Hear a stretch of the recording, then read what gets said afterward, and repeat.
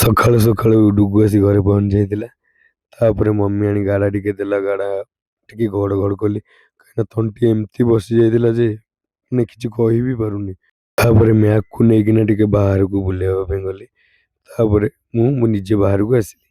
ତ ମଣ୍ଡପ ପାଖକୁ ଆସିଲା ବେଳକୁ ସେଠି ଜଣଙ୍କର ରାସ୍ତା ଉପରେ ହିଁ ଧାନ ବାଡ଼ିଆ ହେଉଥିଲା, ତ ଉଡ଼ୁଥିଲା, ତ ବସି ପାରିଲୁନୁ। ତ ଘରକୁ ଫେରିକି ଆସିଲି। ତ ଆସିବା ଟାଇମ୍‌ରେ ଚିଲୁ କ'ଣ କରିଛି, ତାର ଗୋଟେ ଗୁଡ଼ି ଆଣିକି ଆସିଛି।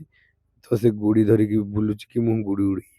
ବାକି ପବନ ନ ହେଉଥିବାରୁ ଗୁଡ଼ି ତାର ଉଡ଼ୁ। ତ ମ୍ୟାକ୍ସ ସେପଟେ ସବୁ ଜିନିଷ ଦେଖୁଥାଏ। ତାପରେ ଭାଇ, ପୁଷ୍କର ଭାଇ ଆଉ ରାଜା ଭାଇ ସେ 3 ଜଣ ଯାକ ଗାଡ଼ି ଧୋଇବାର ପ୍ଲାନ୍ କଲେ। ଆଉ ତାପରେ ମୁଁ ଘରକୁ ଆସି ଟିକେ ଏଡ଼ିଟିଂରେ ବସିଗଲି, କାହିଁକିନା କାଲି ରାତିରେ ଯେହେତୁ ଦେହ ଭଲ ଲାଗୁନଥିଲା, ମୁଁ ଏଡ଼ିଟିଂ ବହୁତ କମ୍ ଟାଇମ୍ ହିଁ କରିଥିଲି।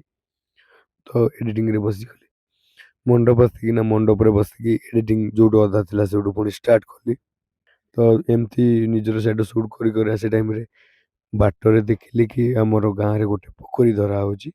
ସେଠି କିଛି ଲୋକ ମାଛ ଧରୁଥିଲେ, ସେଇଟାକୁ ସେଠି ସେମାନଙ୍କ ପାଖରେ କିଛି ସମୟ ଛିଡ଼ା ହେଇକି ଦେଖିକି ଆସିଲି।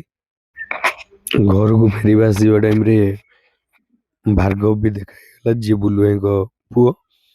ତ ଭାର୍ଗବ ସହିତ ରାକା କିଛି ସମୟ ଖେଳିଲା, କାହିଁକିନା ମୁଁ ଯିବା ଟାଇମ୍‌ରେ ରାକା ବି ଆସିକି ସେଇଠି ବୁଲୁ ଭାଇଙ୍କ ଘର ପାଖରେ ହିଁ ପହଞ୍ଚି ଯାଇଥିଲା। ତ ସେ 2 ଜଣ ଟିକେ ତାଙ୍କ ଭିତରେ ଖେଳାଖେଳି କଲେ।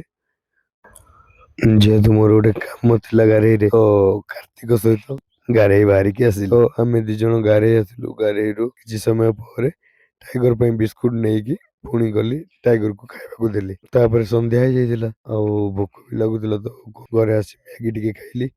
ମ୍ୟାଗି ଖାଇସାରିବା ପରେ ଭାଇ ଆସି ପହଞ୍ଚି ଯାଇଥିଲା, ତାର ସବୁ ଇଲେକ୍ଟ୍ରୋନିକ୍ସ ଜିନିଷ ଆଣିକି, ସୁଇଚ୍ ଫୁଇଚ୍ ସବୁ ଆଣିକି। ତ ଘରର ବୋର୍ଡ ସବୁ ଚେଞ୍ଜ ଚାଞ୍ଜ ହବ, ପୁରୁଣା ହେଇଗଲାଣି। ଭାଇର ବାହାଘର ବି ଆଗକୁ ଅଛି ନା, ସେଥିପାଇଁ ସବୁ ଚେଞ୍ଜ ଚାଞ୍ଜ ହଉଛି। ତ ତାପରେ ମମି ଆଣିକି ମତେ ଗାଢ଼ା ଦେଲା ଆଉଥରେ ପିଇବା ପାଇଁ। ତ ପୁଣି ସନ୍ଧ୍ୟାବେଳେ ଚିଲୁ ଆଉ ଡୁଗୁ 2 ଜଣ ଯାକ ଆସି ଯାଇଥିଲେ। ତ 2 ଜଣ ଆସିକିନା ସେଠି ଘରେ ବହୁତ ସମୟ ଖେଳାଖେଳି କଲେ।